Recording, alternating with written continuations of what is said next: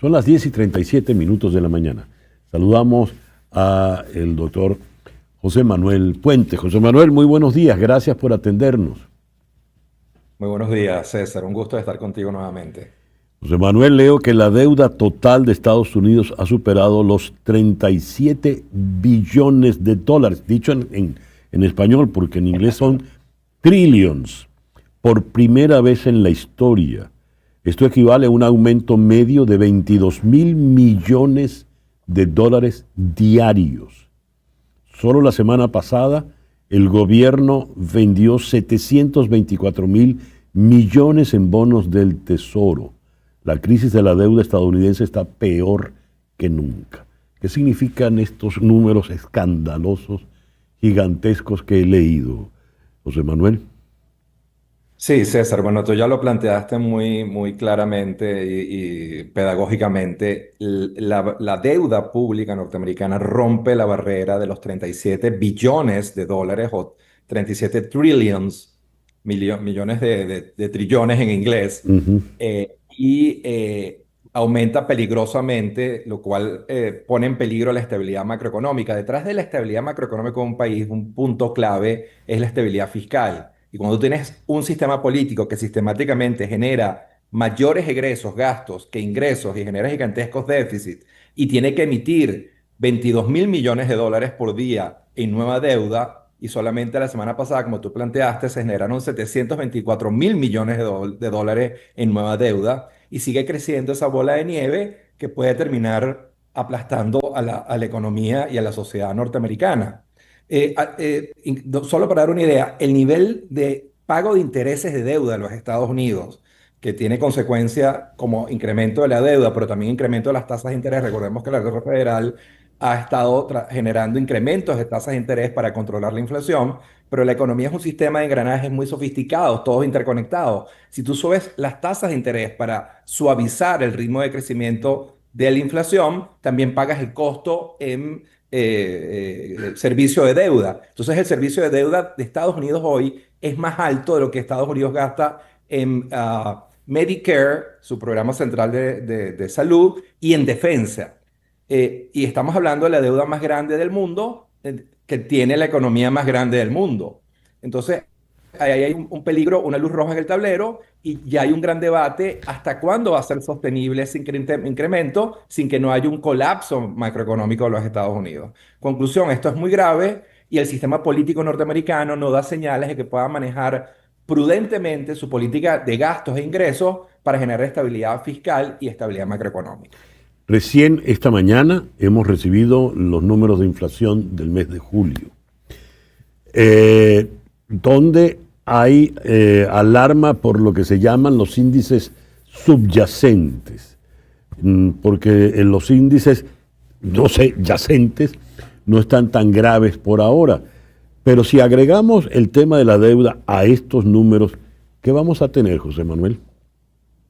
Sí, el peligro y el miedo que tienen muchos los analistas es que esto tarde o temprano, este crecimiento exponencial de la deuda y romper el techo, un techo que ya había creado Bill Clinton durante su gobierno, se generó un techo Ujú. y básicamente el gobierno de Trump lo ha roto, desobedeció el acuerdo político y llega a 37 billones de dólares. Y eso puede ser en algún momento una fuente de inestabilidad macroeconómica muy fuerte.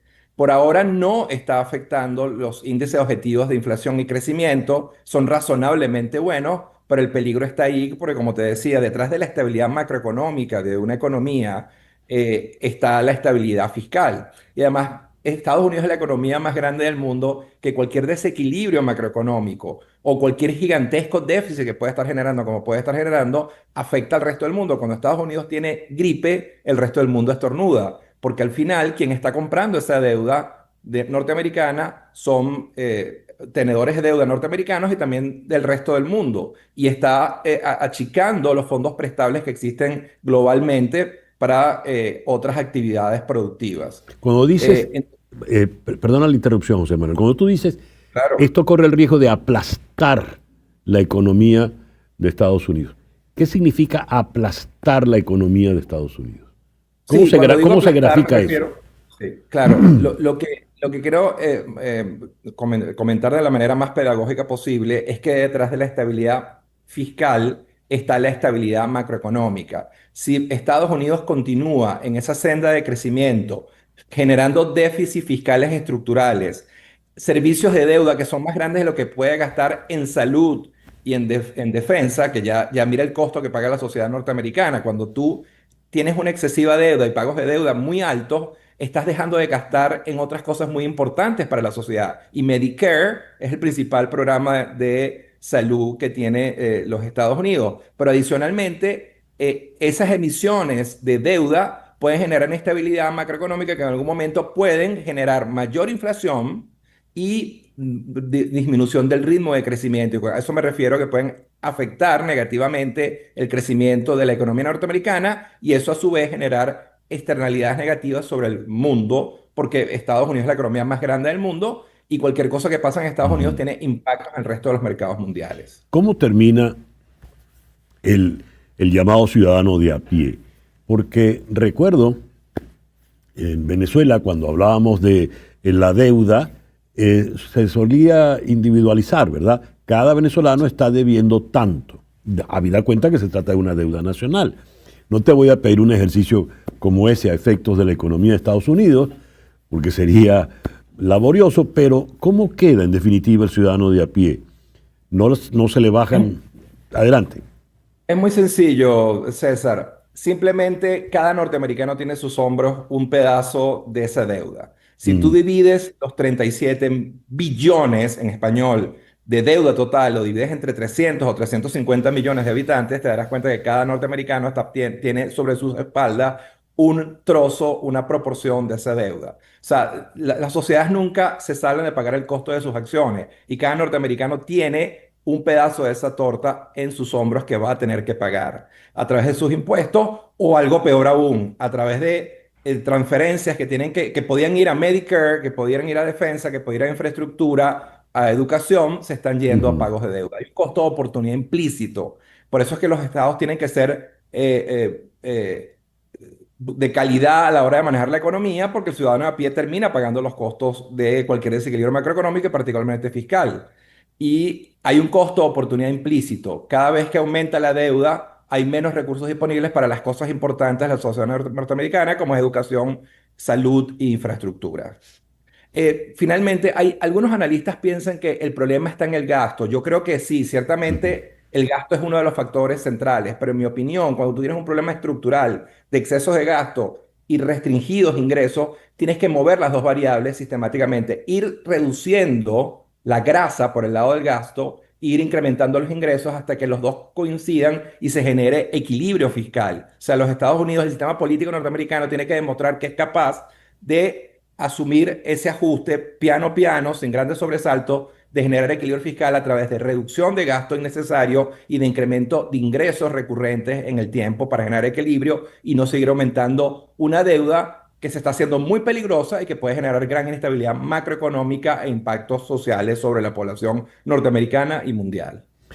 El, la inflación, según el informe de esta mañana, ha subido en el mes de julio y no sé si van a despedir al nuevo funcionario que acaban de nombrar al frente de la Oficina de Estadísticas, pero en todo caso subió la inflación, el conflicto con el señor Jerome Powell no se resuelve, no baja las tasas de interés, que es lo que quiere el presidente Donald Trump.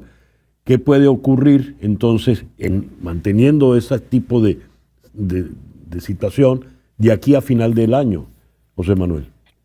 Claro, aquí hay un problema muy complejo que está atravesando el sistema político norteamericano. Muchos economistas creemos, en Venezuela, en América Latina, en el mundo, creemos que el programa económico de Trump, que es básicamente un programa económico que implementado por razones políticas, está generando impactos muy negativos sobre la economía y está generando confrontación institucional, por ejemplo, con Powell de la Reserva Federal y con los otros actores claves de la economía. Eso es muy malo para Estados Unidos.